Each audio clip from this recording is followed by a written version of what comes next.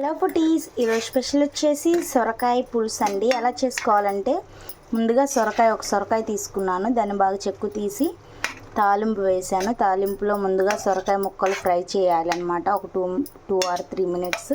తర్వాత టమాటోస్ వేసి అవి కూడా కొంచెం మగ్గనివ్వాలి. తర్వాత ఉప్పు వేసి కొంచెం మగ్గనిస్తాం కాబట్టి మనం ఇంకా తర్వాత ఉప్పు చూసి వేసుకోవాలి. తర్వాత టమాటాలు మగ్గినాక స్టార్టింగ్లో ఉల్లిపాయలు ఫ్రై అయ్యేటప్పుడు మనం అల్లం వెల్లుల్లి పేస్ట్ 1 స్పూన్ అనేది యాడ్ చేసుకోవాలి. చాలా బాగుంటుంది అల్లం వెల్లుల్లి పేస్ట్. ఇంకా మసాలా ఏమి యాడ్ చేయకూడదు దీంట్లో. టమాటోలు మగ్గాక 1 స్పూన్ కొబ్బరి కారం వేసాను.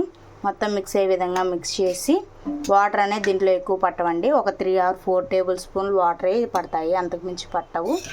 ఇప్పుడు ఇలా ఉడికింది.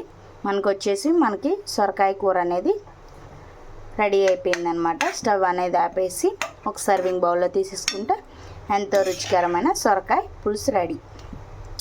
సొరకాయ టమాటో కర్రీ అనేది రెడీ అయిపోయింది. నా ఛానల్ కనుక మొదటిసారి చూస్తున్నట్లయితే లైక్ చేయండి, షేర్ చేయండి, సబ్స్క్రైబ్ చేయండి ఫ్రెండ్స్.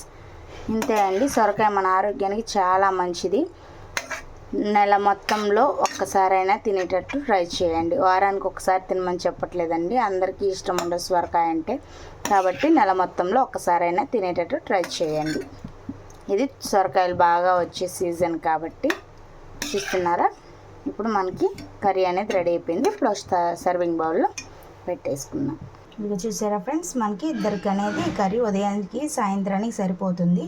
నా ఛానల్ కనుక మొదటిసారి చూస్తున్నట్లయితే లైక్ చేయండి, షేర్ చేయండి, సబ్స్క్రైబ్ చేయండి ఫ్రెండ్స్. Bye friends.